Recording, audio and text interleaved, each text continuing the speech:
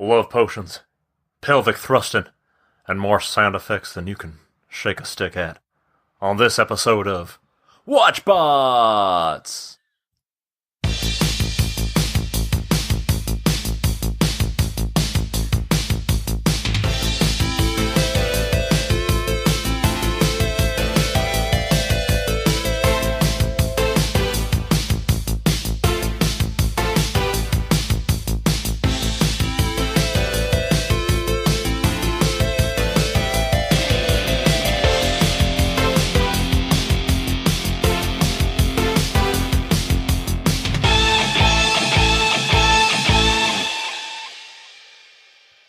What up, world? Welcome to WatchBots, the podcast about old cartoons and getting tickled pink by imitations. This is Ben, a true Waluigi, and I'm joined tonight by Shaylin. Hello. You would be Toad. I knew you were going to say that. Because you're short. And Dave. It's me, Dave. I was going to say Shy Guy. That works too. Paint yourself as the hero. So who's been sick in the last 48 hours? Me. I'm fine. You had an incident. But my entire family was recently, and that was awful. So yeah, we're all doing well here. New England winters, they fucking suck. I feel like it's the drastic change from negative 10 degrees to 65 degrees in a 24-hour period. Really sucks. Yeah. Yeah. You know, Neil deGrasse Tyson, he's got it right. Global warming is real. Climate change is terrifying. Mm-hmm. But they say that chicken soup is the ultimate sort of sickness food. And I guess I don't know about that, but I did just eat half a rotisserie chicken. And that is a really underrated food, rotisserie chicken. I rate it very highly. So, okay. How high? Top 6 things to buy in a grocery store for dinner. Mm-hmm. Dave, you high on the chicken train? You know what? We just got on the rotisserie chicken train just over the past 6 months. I'm never looking back. It's awesome. Yeah. Yeah. It's real good stuff, man. And the grocery store we go to, they do different seasoning and rubs and stuff. So it's just like a plethora of flavors. Just a smorgasbord of variety. It's lovely. Well, here at the middle class grocery store, we just have the one kind, and we like it. We make it through. It's fine. Yeah. We don't have, a varietal of rubs, but whatever. But the one they use is tasty. A varietal rub sounds real enticing right now. So. You betcha. Mm-hmm. You betcha.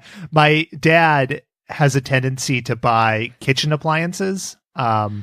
He's, a divorced man, and he likes buying things. So he buys these things and he opens them and he never uses them.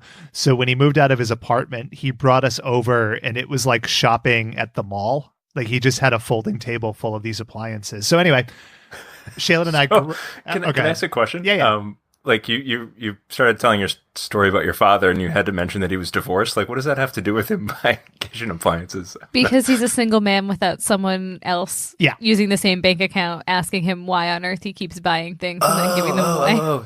You see, my dad will just do that anyway, and he's married, so I don't know if it's a married divorce thing, but that could be. It could just be a dad thing. That's fair.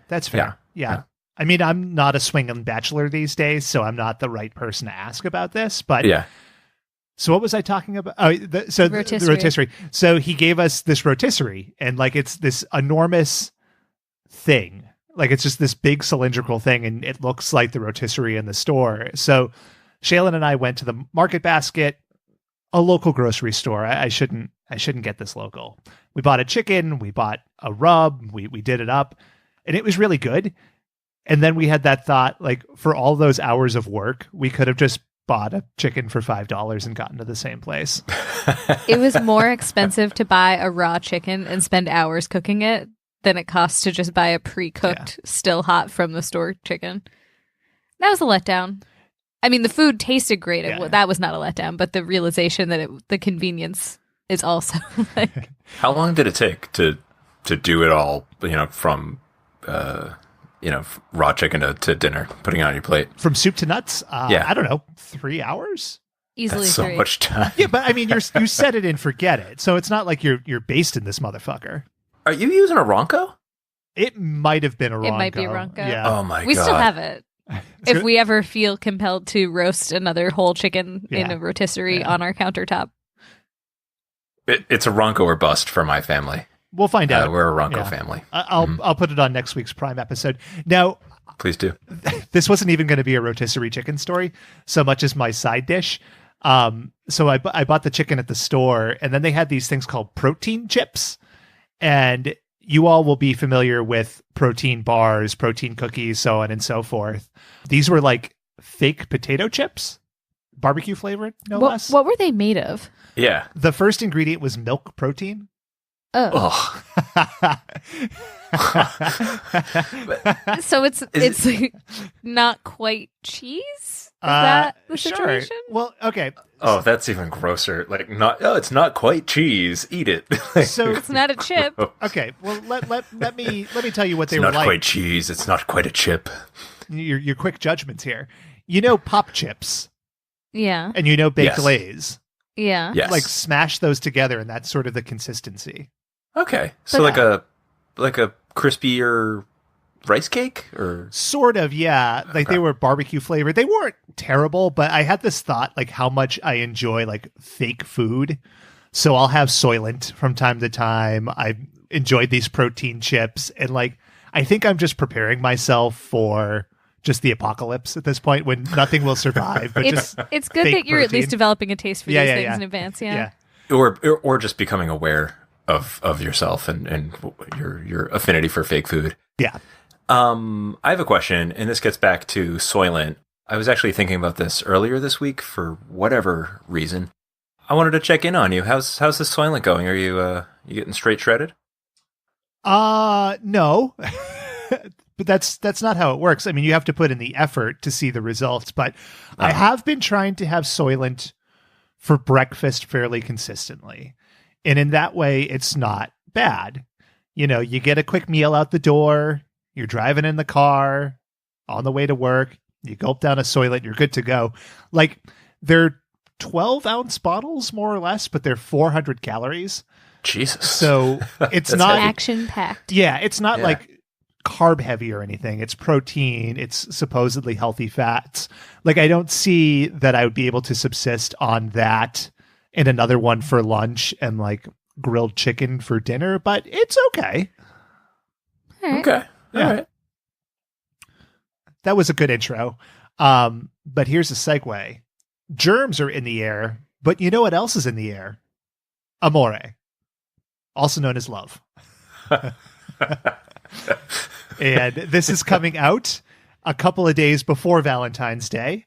And who would we be to not lean into the gimmick? And today we're talking about Valentine's Day. So I need a 5-minute meditation from each of you about your favorite Valentine's Day memory. So I don't have I didn't prepare with a favorite Valentine's Day of yesteryear to share, but I did have a very exciting encounter this week that I'd like to share with both of you. Please do. So I left my office building to get a coffee on Monday for $1 because the Patriots won the Super Bowl and Dunkin' Donuts gifted me that. And on my way back, I should point out I was exhausted and wearing clothes that were baggy at best, ill-fitting with sneakers. Like a crisscross outfit? I would describe it more like an escaped convict, but instead of orange, it was blue and gray, kind of a jumpsuit shape. Mm-hmm. Had my iced coffee, walking up the street, and this town car pulled up on the side of the road, and the back door window rolled down, and a random dude asked me what it would cost for me to show him a good time in the city. And I looked down at my clothes, and I looked back, and I went, "Are you effing serious?" And he said, "I've got cash." And I said, "Yeah, I'm not interested," and walked away. So that's about as close to a Pretty Woman situation as I'll ever face, I think. Or an indecent proposal. Indeed. Mm-hmm. And then he said, "Happy Valentine's Day." No, he rolled up his window and drove away. Or his driver drove away. But it felt like one of those things where I was like, this is almost like there's a reason that romantic comedies exist as like movies in a fake universe. Sure. And that's not a thing that happens in real life because it's insulting and terrible in real life. And that's a really good segue into our movie this week. Robert Redford, Woody Harrelson, Demi Moore. Indecent Proposal. I already made the joke, but I'm going to continue. Oh, is that the contextual feelings movie? No. Oh. I'm making a joke on the joke show. Well, I'm sorry to hear about your emotional toll. And that none of our many Valentine's days together are noteworthy. I mean, I did have popcorn chicken tonight. Sure. So now, that's a deep cut. My favorite Valentine's Day was 1987. I had a young lass out on Revere Beach. It was cold. You were she 2 wore and a half. one piece. Yeah. Oh. I don't know. Dave, you like Valentine's Day? You a big old smoothie? Yeah, I don't really like Valentine's Day, but about 10 years ago, my favorite Valentine's Day moment took place. I was single. I sort of swore off dating for about a year. So, Ben, you've talked about him before here. Our friend Sean and I decided to, have a date night. And of course, we invited our literature professor, who has this very thick Texas accent. So the three of us went out to have Indian food, and we were just drinking so much. And Sean and I were having tons of beers. But I think the weirdest part of it, and what made this the best moment, was when the waiter came by, and he asked her, "Do you have anything that isn't beer or wine?" She goes, "No, we don't do mixed drinks." And he's looking over. He's like, "Well, you got smoothies." She goes, "Yeah. Would you like a smoothie?" And he goes, "Yeah, I'd like a mango smoothie." And there's some other ingredients. And he rattles off the drink he wants. And she goes, "Okay." And he goes, "And you just put some vodka in that?" And that's when I knew it was the greatest Valentine's Day ever. Getting smashed with my Alice Munro literature professor. Yeah, it was lovely. And then the very next day, I had my first date with my now wife. So a lot of memories, a lot of good memories there. Worked out. Love is in the air. Yeah, it's a beautiful thing. Thanks, Dr. Boyd. Thanks indeed. I realized I should have talked about Valentine's Day after the mea culpa of the week, but I didn't. So no transition. Mea culpa of the week, and we have a few, and I have a couple on my plate. Do either of you have anything you want to share? May I go first? You asked so politely, so yes. Thank you. Thank you so much. My mom would be proud. I don't have a mea culpa, but I do have a benefactum. Ben, real good job last week.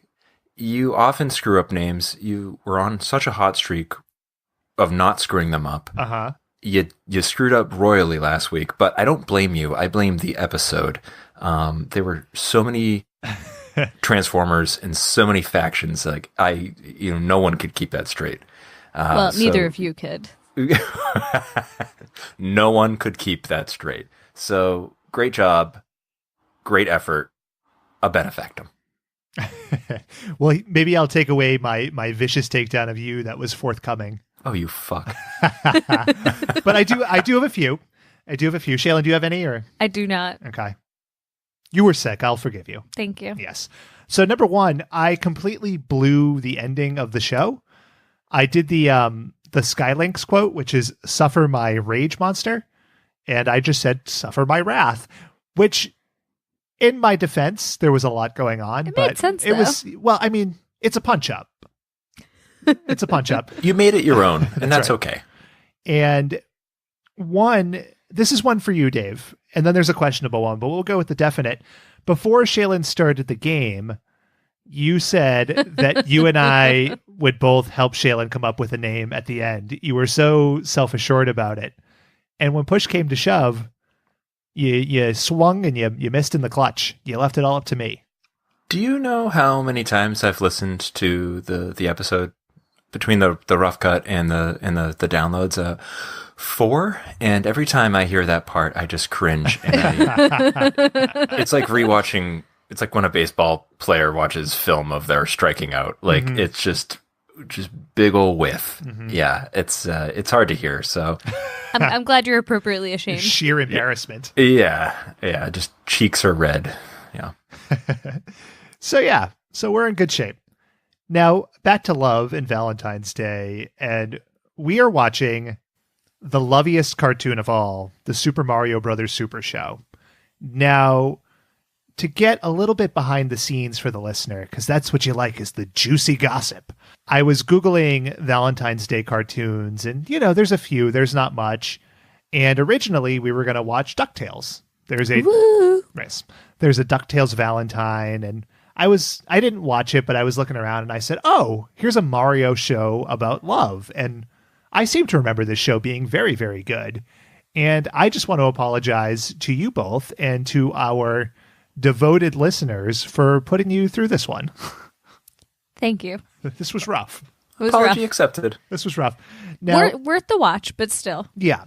So this show, the episode we watched was Love 'Em and Leave 'Em, was from September 14th, 1989. Now, the show as a whole starred WWF star Captain Lou Albano and character actor Danny Wells. Captain Lou Albano, an insane choice for Mario. Just crazy. Yes. And what I really appreciate about the casting is that to get the dimensions right in terms of like, oh, Luigi tall, Mario short, they just hemmed his pants a lot to make him look really short. Yeah. Yeah, I can't believe they removed his shins. That was so weird and disturbing. But he got him back after the series was over, so that was good. Modern medicine is a beautiful thing. Mm-hmm. I remember Captain Lou from this Fox show in the 90s. So, like Man vs. Animal and all those like crazy shows Fox was putting on. They had a lie detector show. So they had these like D-list celebrities and they would hook them up to lie detectors and quiz them basically. So they had like Mark Furman on and they were asking him about the OJ murder. Amazing. And they had Captain Lou and they hooked him up to the lie detector and asked him if pro wrestling was fake. And he just started bellowing and convulsing. And then the screen like freeze framed and it just said like proven to be a lie.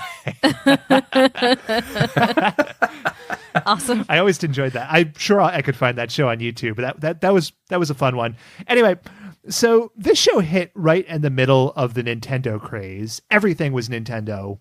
There were toys, there were playing cards, there was everything. And the episode we watched was a couple of months before The Wizard, which was a couple of months before Super Mario 3. So we were right at the crest of the wave. And I mean, were you guys Mario kids, Sega kids? What was your thing? We were a hardcore NES family until a certain point when we did get a Sega Genesis, but we were Mario people, very much so. Yeah, born and bred on NES and SNES. We had Sega, but it was always Nintendo. Yeah, same here. Like I was and am such a big Nintendo guy. Like I think it's just in my genetic code at this point. And actually, I remember getting my NES just a few months after this, Christmas of 1989. Oh. I think my parents were guilty for taking away only child status. So it was like the most extravagant Christmas one can imagine. And I appreciate that. So like I got the set with Duck Hunt and Mario, and we got Zelda 2, and just a real blast. This show didn't really approximate that for reasons that we'll get into, but yeah. So this episode was written by George Atkins. Now, George Atkins had been writing TV since the 50s. Like he wrote 3 episodes of the fucking Jonathan Winter Show. Oh, wow. Amen. So that was in 1955. So 34 years later, he's writing for Mario. And I'd say he captured the video game mentality. Yeah, I would say, yeah, I think he knew what he was writing for. For sure.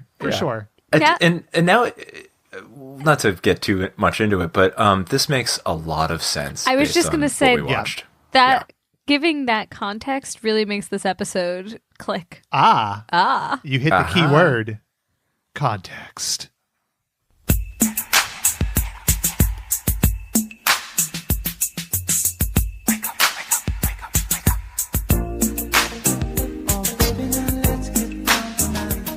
You want to know what you're seeing, you want contextual feeling. Contextual feeling. Makes you feel so smart. Helps to understand the art. You want that contextual feeling. So we got some sexy movies this week, guys. And number 1, the week of September 14th, 1989, Uncle Buck.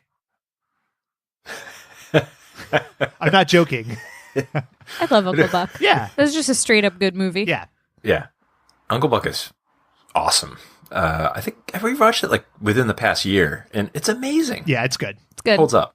And I remember Uncle Buck as one of the first movies where I became aware of like sexuality, you know, because near the end of the movie, Tia's boyfriend, Bug, is like he's cheating on her, which is not cool. We don't endorse that, especially on Valentine's Day. But Buck, like he screws through like the door frame or whatever. And I just remember seeing that girl's ass and like becoming self-aware. That's a weird memory. Yeah, it is what it is. It's a weird way to describe your erection, but whatever. Yeah, I was 5. Oh, God, yeah. But still, number Gross. 2 was Parenthood. And Parenthood is a movie I seem to remember having like a hand job scene, but I might have made that up. I don't think I've ever seen it. Have you seen it, Dave? Yeah, but I only saw it on TV, so I don't think I did show the hand job scene. I remember watching that. It's got like who's in it? Steve Martin, Rick Moranis. Yep. Like some other funny people. Yep. And I remember watching it, thinking like, "Oh, this should be funny," and it's not, or at least it's not funny to a 5-year-old or 7-year-old, however old I was when it was on TV. Mm-hmm. But I remember like really, really pretending to enjoy it. Like, oh man, I love Parenthood. What a great movie! And just now, I don't think I couldn't tell you what it was about. It's like me and a fish called Wanda. Like, oh yeah, that's great. I love a fish called Wanda. I remember being on vacation with my family and so it's my aunt and uncle and cousins, but they're not like blood relatives. Mm-hmm. And every single restaurant that we went to, because we were up in Maine, was selling the special A Fish Called Wanda, and it was just scrod, but every restaurant had it. I didn't understand the joke, and all the adults thought it was really funny. That joke would fit right in on this episode of TV. You get it? It's a fish. It's a fish. It's on the menu. Yeah. Got it. Number 3 was Kickboxer, which, not one of Van Damme's better ones. He did Bloodsport, which is the best. Way the best. Yeah. I love Bloodsport. Mm-hmm. Mm-hmm. Mm-hmm. I think Sudden Death might be the best. Is that the hockey one? It is. I like the one where he's Cajun as well. When he's Chance. Yes. with Wilford Brimley. Yeah, what the hell is that movie? Hard Target. God. Hard Target. Yeah. It's got Arnold Vosloo. Van Damme is cool. Toys for this week. Fitting with the theme, there were 2 video game ones. So 1989 showed us the Genesis, which was a pretty big step up. Also the Game Boy. Ooh. Yeah. Love the Game Boy. Still have the original one upstairs somewhere. I have like a Korean one. I bought it at a flea market a few years ago, and it has like this knockoff game with it. Maybe it's not even a real Game Boy, but it does the trick. One for the ladies, Jazzy and Barbie's Dance Club. Oh. Do you remember that one, Shaylin? I don't remember explicitly the dance club, but I do have a Sunshine Fun Jazzy Barbie, I believe. Was it the Dance Club? No, it wasn't the We're dance talking club. about the Dance Club. Was there a Barbie cartoon, like a ubiquitous one? It was Barbie and Friends, I believe. Okay. And there was also Barbie and the Rockers, but I think those were direct to video. Yeah, because it's weird with Barbie being so big that there wasn't this big cartoon I can think of. There must have been a reason for that. There's a new Barbie cartoon now Sure. that my older daughter watches, and it's garbage. Well, as was Barbie and the Rockers. Okay. Oh my God, what a heavy shot. Yeah. That. Good Sorry. Lord. I'm still burning after that hot take. Ouch. And music for the week. Number 1, Don't Want to Lose You by Gloria Estefan. Number 2, Girl, I'm Gonna Miss You by Milli Vanilli. And number 3, Heaven by Warrant. So they can't all be winners, folks. I'm just telling you what was there. But yeah. Here's the theme song. Hey, paisanos, it's the Super Mario Brothers Super Show! With the Mario Brothers and plumbing's a game. We're not like the others who get all the fame. If your sink is in trouble, you can call us on the double. We're faster than the others, you'll be hooked on the brothers. Hooked on the brothers. Yo, you're in for a treat, so hang on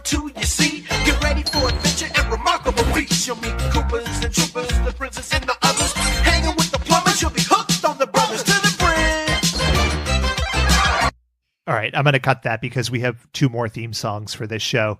This was the corniest intro I've ever seen in my life. Yep. You've got... Yeah, go for it, Dave. I was trying to think of how to describe this. You've got the live action actors, Lou Albano and Danny Wells, dancing. Could you call it dancing? Dancing over... Yeah, dancing. Like over a cartoon background? Poorly. Very poorly, and like not to the beat at all. And then you have this shitty ass rap that's made even shittier when you think about like what it's based off of. Yep.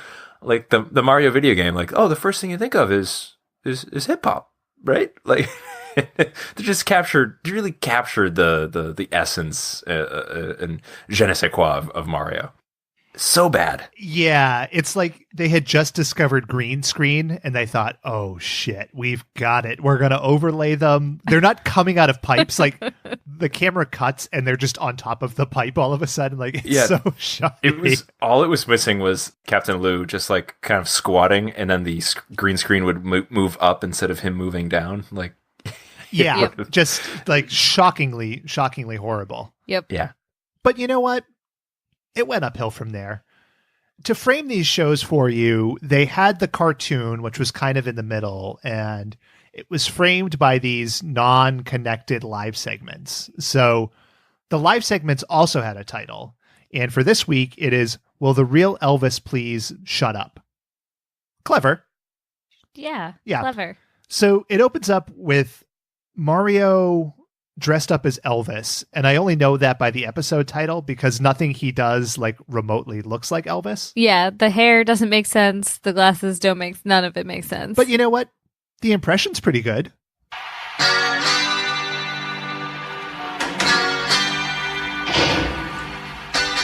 Yeah, I'd like to thank you. The song's just for you.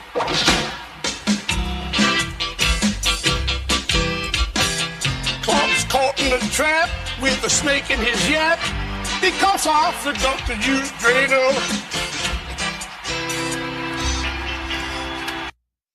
It was about at this point that I started to regret my choice for the week. It's like Captain Lou and all of the people involved in creating the show had never heard or seen Elvis. Yeah, ever. that's fair. And that's even really like on point. The real Elvis that we get to is not even close, but we'll get back to him in a second. And it sort of struck me because I remember watching the show a lot because as a kid, you have a high tolerance for shit, right? I remember at points there was a laugh track over like the live action parts, like over the jokes. There was none of that here, only things like car horns and weird ass sound effects. So like it all just comes off really, really strange.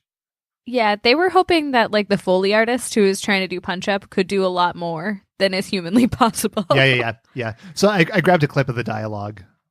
Hey, thank you all. I mean, oh, this is for you, darling.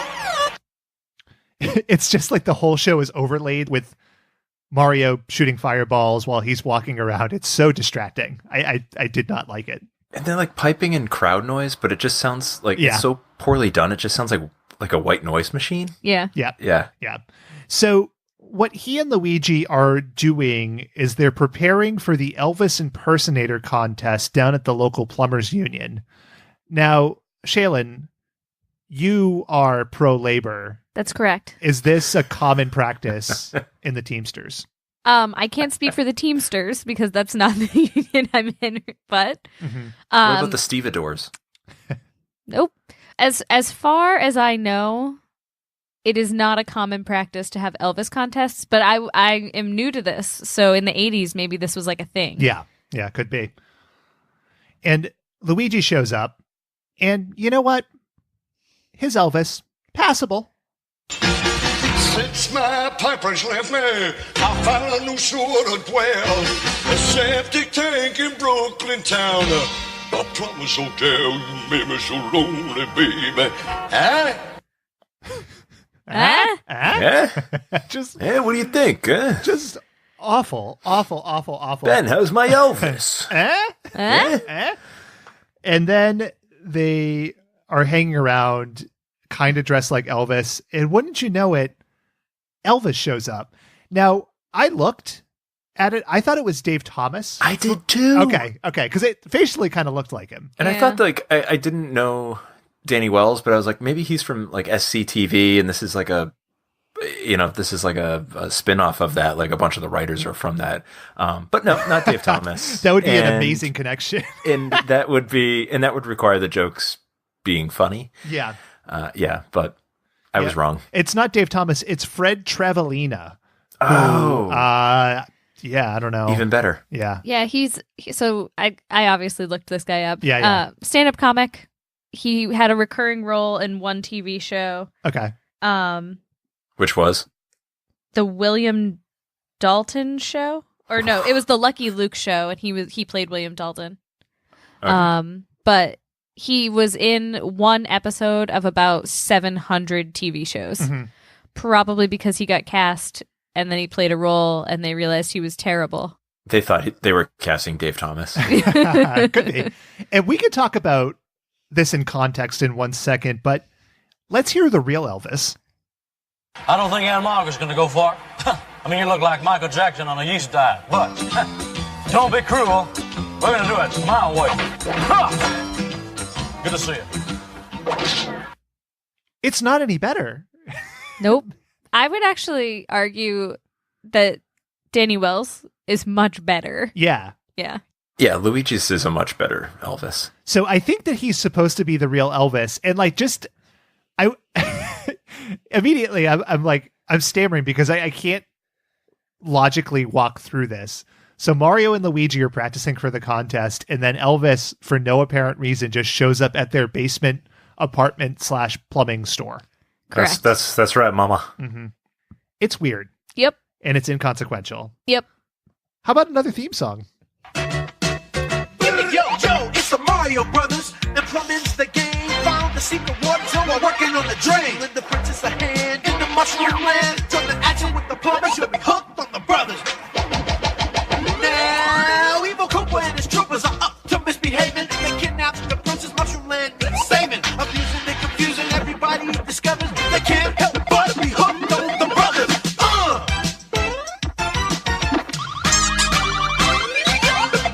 Now we're into the cartoon. Right. Right. What does it mean to be hooked on the brothers? Like heroin. Oh, I just thought it meant you liked it. So Could be. You'd want to watch more. Yeah. I just know they rhyme others many, many times with brothers. Yeah. As you'll find out later, brothers is a hard word to rhyme. Not a lot there. So the foursome of Mario, Luigi, Princess Peach, and Toadstool are in Rotunda Land.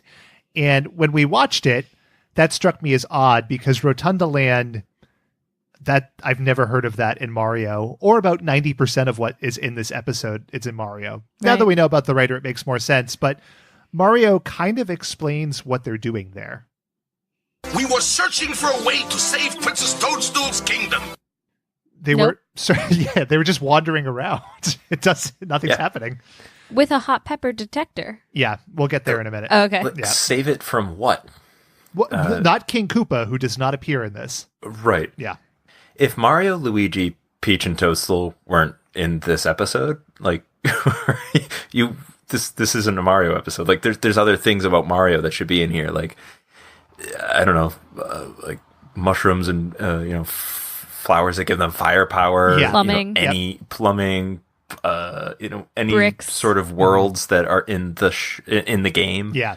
Nope. Just a couple plumbers that happen to be named Mario and Luigi. That's the only connection. This is the core tenet of the episode. So as we walk through this, listeners, we're trying here. We'll talk about Mario and try to connect it back to like fire flowers and Morton Koopa Jr. But Dave's right. I mean, if you took these characters and named them like Dan, Steve, Marion, and Joey, it would be a shitty cartoon that's not connected to anything. It's just, it's crazy.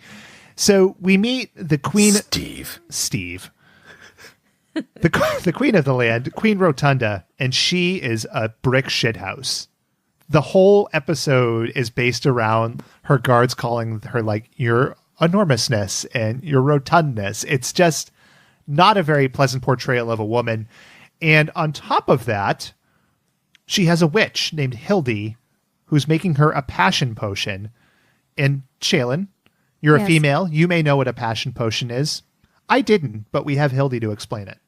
Can you guarantee it will make Prince Pompadour fall madly in love with me? One sip of my passion potion, Your Highness. Yeah. Totally. Yeah. Oh, why is she... She sounds like Cyndi Lauper.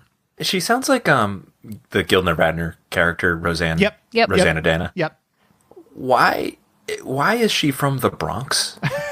Reasons. Did she also go down the pipe from Potentially from New York? I don't know. Maybe. Maybe she's a plumber. So maybe this is connected to the movie.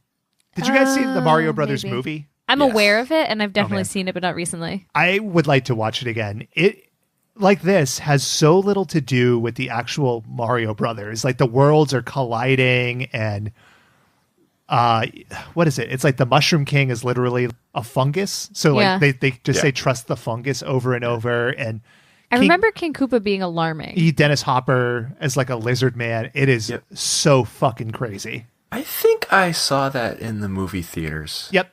Yeah, I definitely did. I did not. True disappointment. Much like this show. Yeah. Indeed. One thing I will point out, we don't get King Koopa in this episode, but Queen Rotunda shaped remarkably like him. Like if she were just like the outline of herself, it's like they just recolorized. I think King Koopa is a little more bottom heavy. Okay. I remember him being in the cartoon a bit more on the top. Maybe if you and he had less her upside bosoms, down, so to speak. Yeah. If you flip her upside down, she looks like Koopa. Yeah. Maybe. I don't know. I mean, I know Queen Rotunda was packing some bazongas, but Yes, she was. yeah. But not ladies to shame. Yeah. Ooga. So, Shaylin, you mentioned a hot pepper detector. Yes. And yes, amazingly, Mario has a hot pepper detector, and he tells us about it.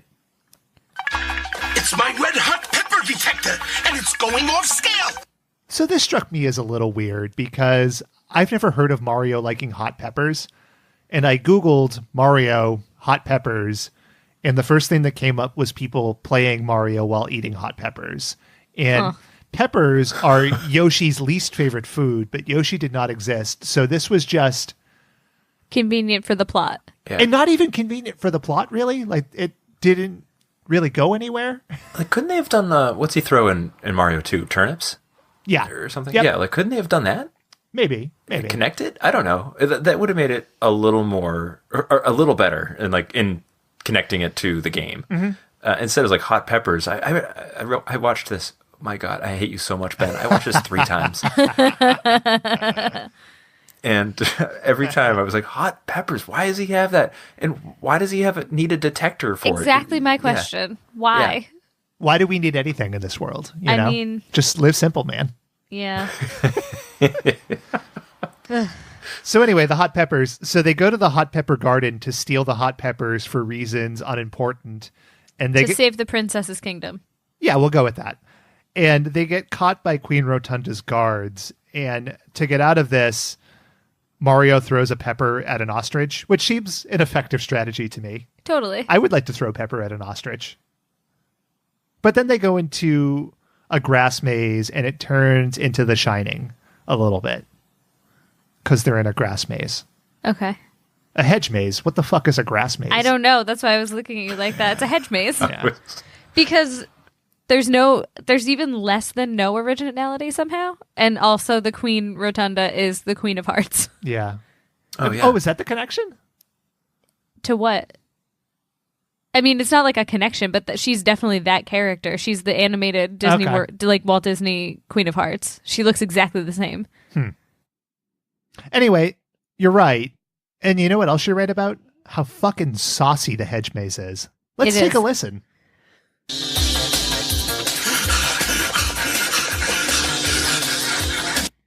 So Mario's just going to town on the guard, and it is Just- not what you're expecting out of the kids Just show. fucking. It is so sweaty. Or I was so sweaty. Yeah, I just hachi-machi. Both. And so they're captured, and Queen Rotunda is upset about the food Because she's fat, you see. What? They were stealing food from me? There is no greater crime. And as she's walking across the room, she fingers a cake. Like, I don't know how else to put it. Like, she just fingered this cake. It's gross. It's so nasty. I did pull a GIF of it. We will post it. I had to go back and keep watching it because I couldn't believe that it was in the show.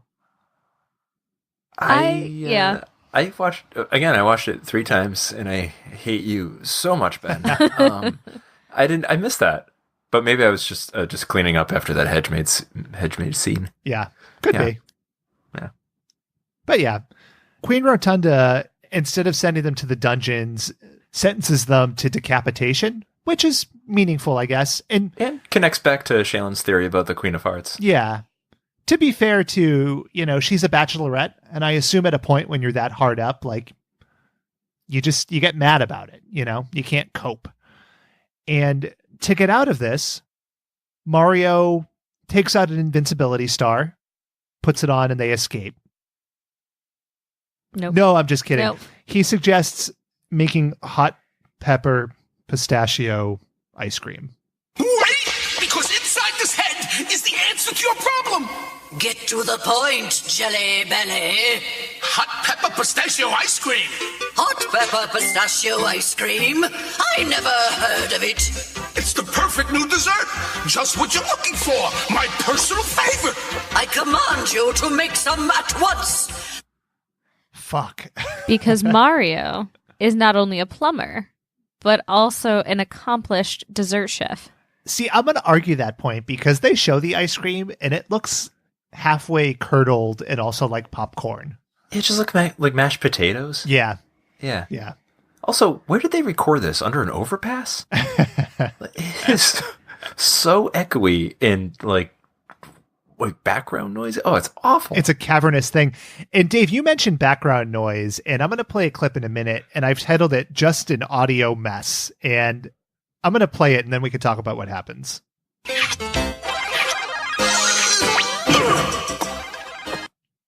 Like, that's not edited audio. That's just like smooches over mushroom noises, over a grunt. And so what happened was Rotunda takes a bite of the hot pepper ice cream. It's fucking hot. And Mario gives her what he thinks is water, but is actually the passion potion. And now she's in love with Mario and just picks him up and starts giving him some big old smooches. You know what I mean? It's a bad day for Mario. Yeah. Interestingly, Peach notices immediately that it's a passion potion, which I just... Well, she's a woman, so she's aware. Yeah. Ostensibly a woman. Mm-hmm. Never probably saw the big heart on the bottle. Yeah, they gave it away. Could be. I mean, couldn't you just put a heart on any bottle and someone would? No, because you can when I'm involved. Because that's false advertising. These are passion potions we're talking about. So if I put milk in a bottle with a heart on it, do you think the person who drinks the milk will fall madly in love with the first person they see? What a world that would be. Isn't that how it works? Yeah. Yeah.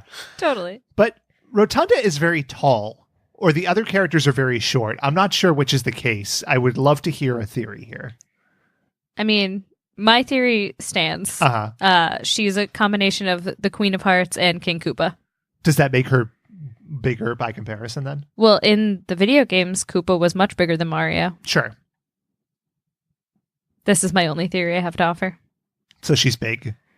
She's a bad guy, so she has to be larger, so she seems like a daunting enemy. Okay. Wow. Yeah. No body shaming here, Shayla. Not on WatchBots. Hashtag woke. Yeah. Bots. I have lots of information about shaming in my notes, but I'm saving that for our ratings. Oh my God. That's what we call a little tease in the biz. Ooh, yeah, big market tease. I'm excited. So they play an appropriately 1950s style, like Benny Hill game of chase. Like they're just running in and out of doors. And I guess I'm not immediately sure why Mario didn't take Rotunda up on the offer. Like he could have been a king. I thought the same thing. Yeah, it seems cool. Also, like, what's the matter? Like, she just wants to marry him and have lots of sex with him. Like, yeah. It's not so bad. And that becomes very, very clear in just 1 second here. Let's wrap this thing up, honey buns. It's a little forward. Gross. She wants to be the queen, but she doesn't want any heirs. Yeah. Yeah, just wrap your Jimmy, you know? Put a rubber on it. Yeah. So Luigi and Peach and Toad are in the dungeons, and we'll get back to them in a second because some interesting stuff happens. But Mario is riding a bike, I guess to lose weight, and the queen has flavored envelopes for her wedding invitations. And that's a pretty good idea, honestly. Do those exist? Yes. Oh. Not the flavors that she's talking about, but there are envelopes with flavored glue. Yeah. It all still tastes terrible. Does it? Yeah. Okay. Or at least my experience has been that. Do you really have a strong dislike of envelope glue? I mean, you said terrible. I don't think of it really tasting like anything. It tastes kind of icky, like glue. Mm-hmm. And the flavor kind of tastes like glue with a hint of something. Blueberry. Yes. I thought it was a good idea. I like it. Thank you. Yeah, I don't think I've ever licked enough envelopes to think like, man, this adhesive is terrible. Like, it's just, I don't know. I'm not licking hundreds of envelopes, though. Yeah. Not like Rotunda. It didn't work for George Costanza's fiance either, so. It didn't. Perilous. She didn't make it. Perilous. Can I just point out timeline real quick here? Sure. So the queen's plan was get the potion into the Prince Pompadour. He is not yet at her house. Correct. And they are now 2 hours until the wedding. Mario is on a strict diet, and he has to exercise to look svelte for this wedding he wasn't supposed to be a part of. Mm-hmm. And she's just now licking the invitations for the event in 2 hours. Yeah, because she couldn't send invitations for a wedding if she didn't have a husband. Okay. Or a suitor. You know what I mean? Right. The timeline is compressed, but she is a queen, so has some authority. I suppose that's true. Or authority. And Rotunda's main character trait is she's fucking violent. She has these guards that are like little bee-men, and she just punches them all over the place. But they also, right up until the wedding, appear to be the only inhabitants of her kingdom.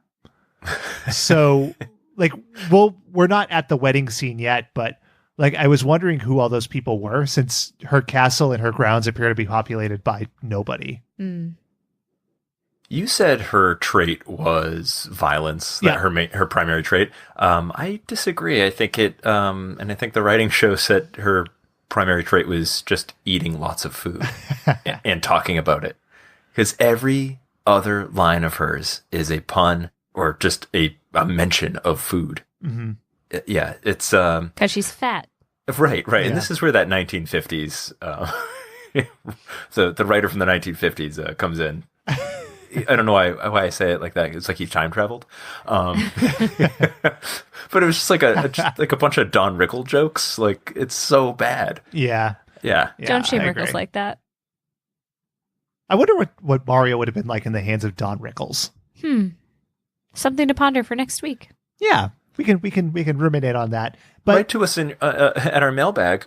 Email at watchbotspod.com. Subject line, Super Rickle Brothers. Rickles does Mario. Yeah, Rickles Pickles. Rickles Pickles. Fickle Rickle Pickle. Be on the Watchbots menu. Yeah. Now, I said violent, Dave said food hungry, and I think that we can kind of come in the middle there and land on dominant. Please, just a little. Well, just a bit because I love you so much. Just smacking him around. Yep. It's quite a scene, and she does love Mario though, and I'll give that to her. Now it's chemically induced, which is really not cool, but it's got another side effect. I just love you so much it hurts. Passion potion side effect. Pain. Chlamydia. If chlamydia hurts, I don't know. I wouldn't know. It's that burning love. Exactly. So we're back to Luigi, Peach, and Toad in the dungeons. And to me, this is sort of the scene of the cartoon because we get a few things here, right? We get something from Luigi, Peach, and Toad. And it shows that the writer really had his finger on the pulse of the material. Here's Luigi. We're sure in deep spaghetti. Italian. Here's Peach. We're busted! Horny. And here's Toad. Boob. So, when you were watching this, Dave, when Luigi said we're in deep spaghetti, did you notice that the walls looked like they were covered in actual spaghetti? No, I didn't. I think that this is an insane theory. But I wasn't on drugs when I watched it. I was not either. Okay. I also wasn't feverish. I don't think I was on Saturday. Okay. It's just a well-reasoned theory. We have a picture. We'll put it up on Twitter. We'll do a poll. Yeah. Well, Ben, what's your take? Or do you not want to taint the audience? I mean, there are certainly curly cues, but unless it's like squid ink spaghetti, I'm not sold. But we'll let the listeners decide. Get at us on Twitter at WatchBotsPod. If you think it's spaghetti, hashtag deep spaghetti. And if you think it's not, hashtag not deep spaghetti. I look forward to seeing all the variations of the spelling of spaghetti. I wouldn't get your hopes up, both for response rate and for people spelling. Well, we'll find out. True enough. We never lose faith.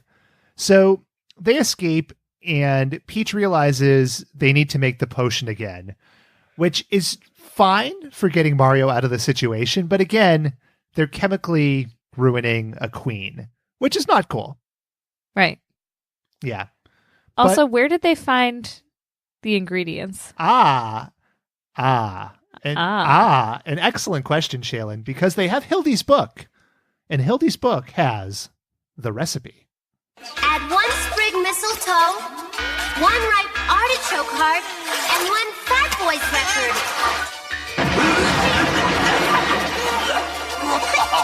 Maybe it had to be a CD.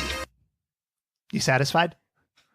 I still don't know where they got the Fat Boys record in the castle. I don't either. That was so odd. What I didn't get that. Like, why is that an illusion? Why did they reference that? Did either of you? Yeah, because the Fat Boys induce love. Okay. The original line was going to be a record of Me So Horny, but that wouldn't have flown. Wouldn't have got through standards and practices. They definitely hired like an intern to make things a little bit more youth friendly, and that's what they came up with. Artichoke heart, though? Heart. That's an Love aphrodisiac, potion. yeah, isn't it? Oh, is it a natural one? Yeah. I think so. Sure. Yeah. I don't know. I'll go with yes. Because it looks like Cupid's bow. Do you know what artichokes look like? Yeah, like the little leaf on the artichoke, it looks like an arrowhead. Oh, like a spade on a deck of cards. Like the Queen of Hearts, who is Queen Rotunda. Mm-hmm. Connections. I love that. Let's finish this cartoon. We have to get back to some live action. I enjoyed it as well, to be fair. So we're getting to the wedding finally, and Mario, for all his whining and complaining earlier, I think he's ready to get the honeymoon started.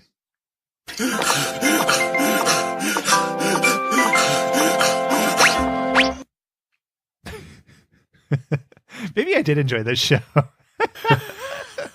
No, I didn't. Watched a different episode than I did. In my mind, I certainly did. It ended the right way.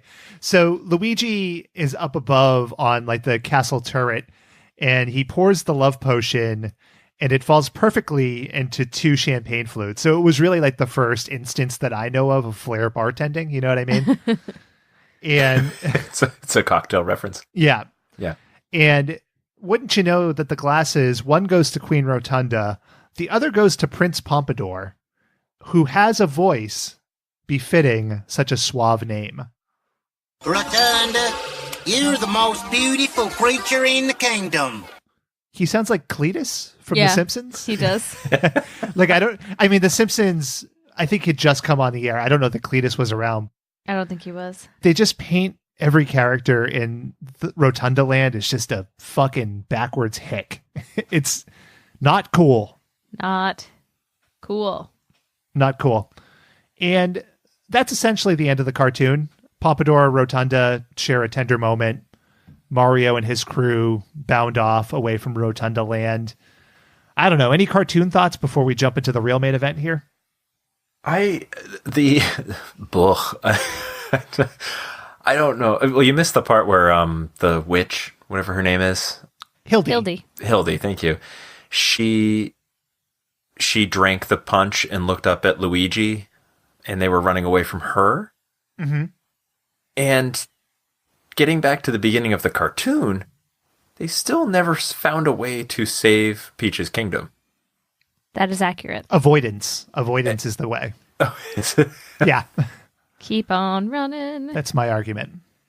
Yeah, it's just like, what happened? Like, it was just like this slice of life, like in the Mushroom Kingdom story. A true Bildungsroman. Yeah, exactly. So weird. So weird. I'm just like, I can't. Again, I watched it 3 times, and I hate you so much, Ben. That. I still can understand like why this exists in this world. Yeah, whatever. I only mandated a one-time watch, so the other 2 are really on you. I can't do anything. I can't do anything for that kind of obsessive compulsive behavior. Yeah, that's fair enough. Fair enough. Shaylin, I'm giving you an opening. Do we need to talk about voice acting before I jump in here? So I'm gonna throw out this power hour. Wait. Yeah, welcome to another kick-ass edition of Voice Acting Power Hour. Did you know that these people said some words that also showed up elsewhere for money? Pat Fraley, Dave Berger, and Brad Garrett, they were all present and doing voices. That is the intro for this segment. Voice Acting Power Hour. Oh yeah, oh yeah. Okay. It's Greg Berger. No, it's Dave Berger. Oh, fuck. It's Greg Berger? You have to redo that whole song now. Oh, well, what about this one? Pat Fraley, Brad Garrett, and Dave Berger. Voice Acting Power Hour. Still Greg Berger. I'm not going to redo either of them. Don't. Just leave him. Someone named Dave Berger did voice acting somewhere. That's probably true. For all the listeners out there, I'm Dave Berger. Yeah. Yeah. Yeah. So I wrote it on purpose that way. So anyway, Slim Pickens on the voice actors here. He was in it? No. Oh, you had me. I was like, wow, Slim Pickens. He must have voiced Prince Pompadour. It's all people who have done like nothing particularly super notable. A lot of additional voices. This was not a thrilling voice actor power hour episode. Okay. Why Sorry. is everybody in the Mushroom Kingdom from the Bronx? I like Hildy, even Toad. There's no like Hildy. You could say like, oh, she fell down a pipe in New York and is in Rotunda. Mm-hmm. Toad is from Mushroom Kingdom. Why does he have a New York accent? It's just this voice acting super weak. I will say John Stalker was in the famed Look Who's Talking Now as one of the dogs. Wow. Big role. Big role. Whoa. Big role. Was he nominated for an Oscar for that? I don't think so. Pretty sure Okay. no. Okay. Confident. Well, the important thing is I'm not rewriting the song. So Good. you take what you get. You get what you take. Take what you get. You love it or leave it. We'll just keep tweeting at Greg Berger with apologies every week. Anyway, I have too much time on my hands. So back to the live action part of the show. We are back with Elvis and Luigi and Mario. And Elvis does a pretty good job kind of summing up his own casting here. Close enough, man. Too true. Too true. And he tries to teach Luigi to like curl his lip, and he tries to teach Mario to dance. And it's brutal. And if you watched this episode on Netflix, because it is there, you would have seen an ad for the Legend of Zelda cartoon, which is so assy, we are not going to even remotely touch it. If you watch this on YouTube, you didn't see it, but don't worry about it. I just, for the archive, wanted to mention that it's there. But I don't remember the Legend of Zelda cartoon, but I thought the preview for it was the best part of this show. Hell yeah. If you want to watch that, that's on your own time. I'm not going back to that. Even now. Wow. Not even for WatchBots? No. Oh, man. Maybe. Okay. I'm not above anything. But still, yeah. Do you agree it's the best part of this episode? It's so out of place with the rest of the episode, which is odd because the whole episode is out of place with itself. But yes. But there you go. So eventually, Luigi and Mario decide, you know what? Let's stick together. We're going to impersonate Elvis together and then we get a Civil War reference and maybe the worst joke that's ever been written. Let's listen together. You're right, Mario. I've been thinking about that. It's kind of like the Civil War, brother against brother. It will break Mama's heart. You're right. You know, I had a mama myself. I called her the King's Mama. That it's not a joke. What does it mean? Because he's the king of rock and roll. The king's mama? Yeah. Yeah, but like, is it like, I understand like the structure of it, but yeah. I just think, was I missing something? Like, no, I don't think so. Yeah. I mean, he died in his own vomit, so I guess that kind of works. I don't know how that connects to his mother. It absolutely does. It connects. All the pieces fit. I have a take on the live action part. Sure. Captain Lou and everyone else just look so uncomfortable in their roles. Like the Elvis impersonations, like everybody just looks super uncomfortable. Like they don't know what they're doing. There's like Captain Lou has a line flub at the beginning of the episode that they just play.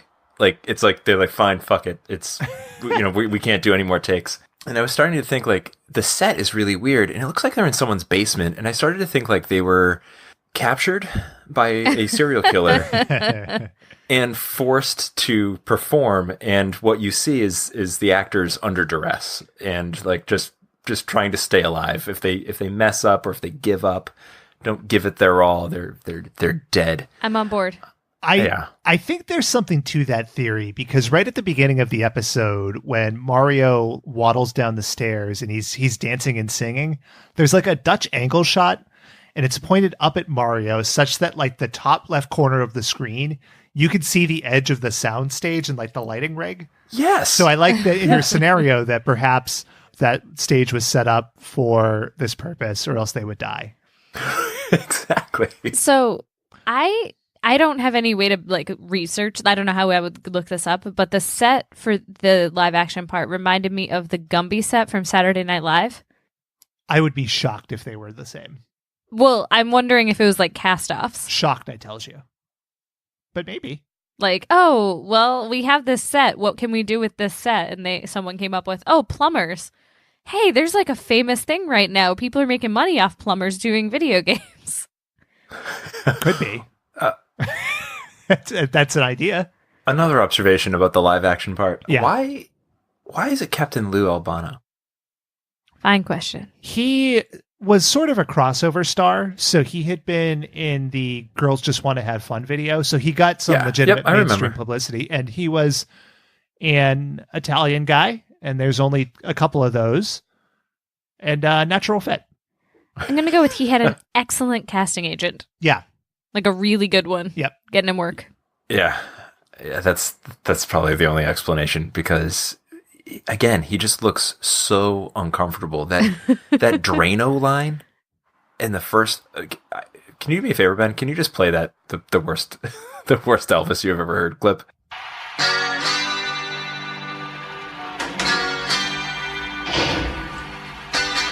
Yeah, I'd like to thank you. The song's just for you.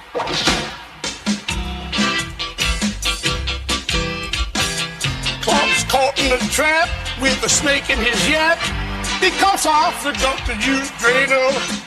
Yeah, stop. What the fuck? Like, I swear to God, there's a guy like sharpening his knife, like just off camera, like threatening Lou and his family. Like, if you don't finish that line, I'm gonna kill you. I'm gonna slit your throat and make clothes out of your skin. Yeah. It's so awful. So I think another thing in that favor is Elvis just disappears at a point, and it's not so much that he disappears. It's the sound that plays when he disappears that's interesting. I don't know if either of you noticed this. I'm going to play it. Yo! Where'd he go? He's gone! Ladies and gentlemen, Elvis has left the basement. Did you hear like the electric chair noise in the middle of that? It's interesting. It's an interesting thing. It's a dark tale. Serial killer. My theory's it's good. It's getting legs. Let's get to the Mario. That's the main event. That's the showstopper. Here you go. Do the Mario, swing your arms from side to side. Come on, it's time to go. Do the Mario, take one step. And then again, let's do the Mario all together now. Come on now, just like that.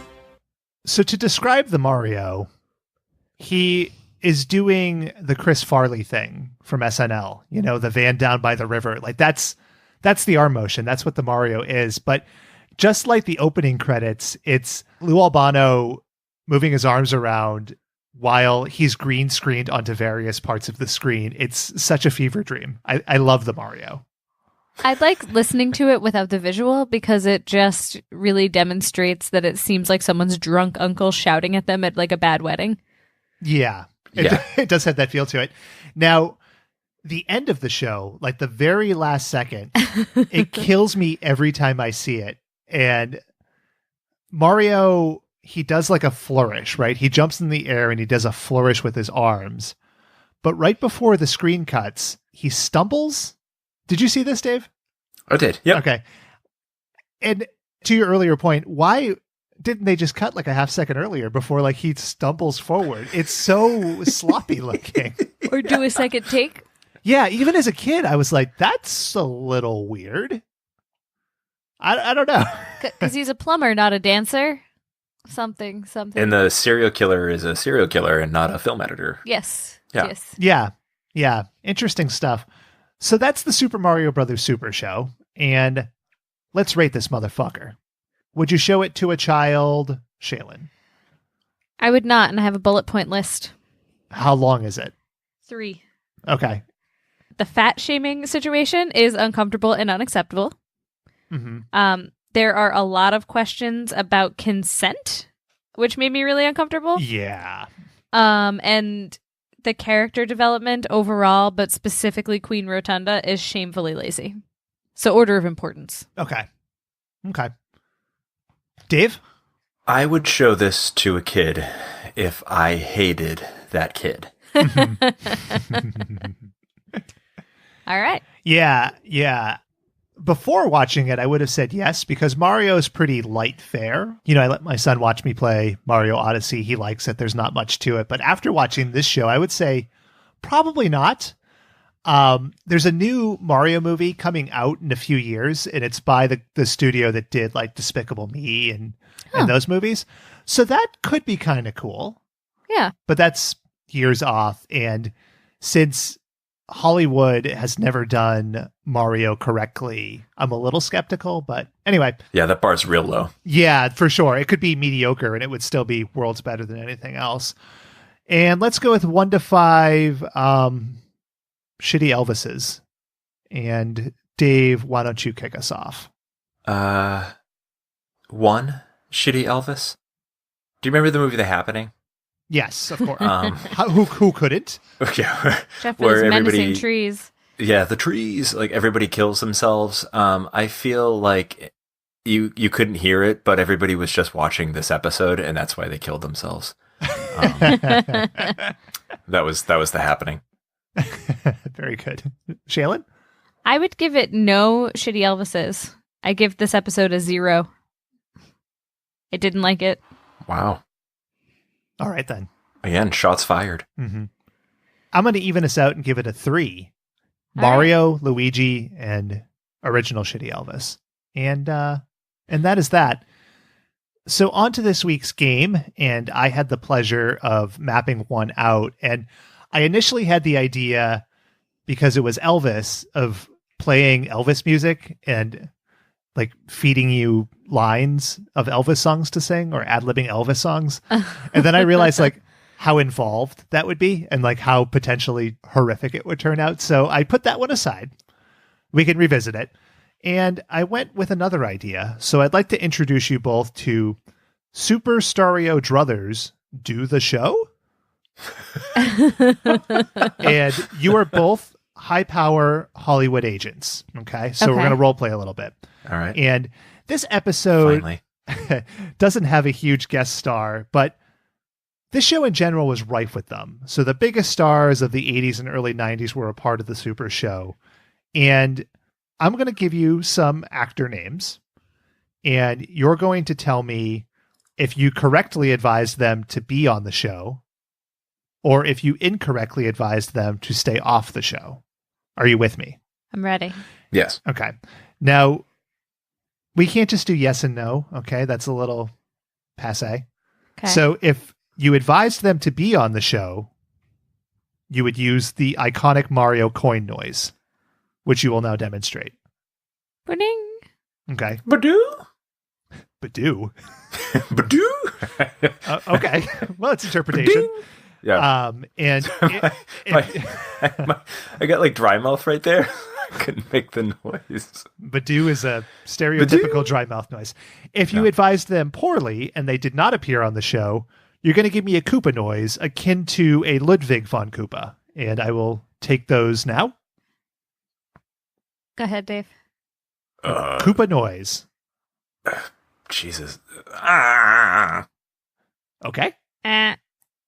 That's a buzzer. That's all I got. All right. No idea what that noise is. Good enough. So we're going to go rapid fire. I have... Hold on. How many names do I have? 3, 4, 5, 6, 7, 8, 9, 11. Jesus Christ. What the hell did I do 11 for? Hold on. All right. Off. All right. So who wants to go first? Shaylin does. I'll go first. Patrick Dempsey. Ga-ding. Correct. Elvira. Dave. Incorrect. She was on the show. Clara Pelton. Ga-ding. Incorrect. Gilbert Gottfried. Ga-ding. Incorrect. He was not on the show. Damn it. It's a natural fit. Winona Ryder. Ga-ding. No, not on the show. You guys are terrible at this. Sergeant Slaughter. Badoo. Correct. Cyndi Lauper. Ga-ding. Correct. Joan Rivers. Correct. Now you're on a hot streak. Moon Zappa. Ga-ding. That's it. Oh, wait a minute. I took someone off that I shouldn't have. Dave Foley. Correct. I call shenanigans on this. You clearly gave Dave that answer. No, I didn't. All right, now I have to tally the scores. Talk amongst yourselves for a moment about how well that went. So I pulled the Patrick Dempsey when I was looking at the voice actors, so I did know that one in advance. So what did Patrick Dempsey's... Who is that? So he ended up being on Grey's Anatomy. McDreamy or McSteamy or whatever. Yeah. Okay. He was in an episode called The Plan. Was he a voice actor or was he live in a action? Live sequence? Mm-hmm. Okay. The Plan was like a birth control themed episode. Anyway, the score was 3-3, so it's a tie. So everybody It was wins. 3-2 and I won. You gave that last one away. I still maybe I just can't count. Hold on. This is possible. This is all staying in. 2, 3, 4, 5, 6, 7, 8, 9, 10. No, I counted wrong originally. There were 10, and I took a name off, and I can't remember who it was. Well, that's hilarious. Yeah. The other guy from New Kids in the Hall. Oh my God! What the New Kids in the Hall? What is wrong with me? You are mixing things together there, friend. Jesus Christ! I found this game arresting and well put together. All the work went into the title. It's a good title. Yeah. That went well. I wish I was a high-powered casting agent that could tell people to do things. With sound effects. You did in 1989. And that makes me feel good. So it's 60% of the time. You were a very successful 5-year-old. Mm-hmm. Yeah. Indeed. Let's move on to the mailbag. And this is from Dave Box. And what a coincidence. What were your favorite live action or puppet-based kids shows growing up? Will Watchbots ever cover shows like Power Rangers or Eureka's Castle? Great show. Dave Box out. Well, thanks, Box. And Power Rangers is a good example of I guess it's not really puppet-based. There were puppets in it. Mm. But really, they were people in suits. So maybe that doesn't even fit that bill. But I would do Power Rangers. Power Rangers would be a good episode, yeah. Yeah. I like the Muppets. I was going to say Muppets for sure. Yeah. And Eureka's Castle was fine, but I preferred Under the Umbrella Tree, which is the Disney answer. Mm-hmm. Oh, yeah. I forgot about that one. Yeah. The Umbrella Tree. I loved the Power Rangers. I remember being in 4th grade or so and still watching it, and people were, like, my classmates were sort of over it, and so I had to, like, hide my love for Power Rangers. It was really hard. I was really embarrassed about it. Like, people would just tease. Like, somebody found out, and so they just relentlessly teased me over it. But I stand by my love for Power Rangers. But my show is probably Are You Afraid of the Dark? Okay, Ooh, that's a good one. Yeah, that's a great one. Which I think they're making into a movie. Or, like, rebooting the series or something like that. Okay.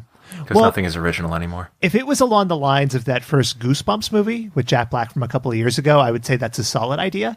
That was a movie that I liked way more than I assumed I would have.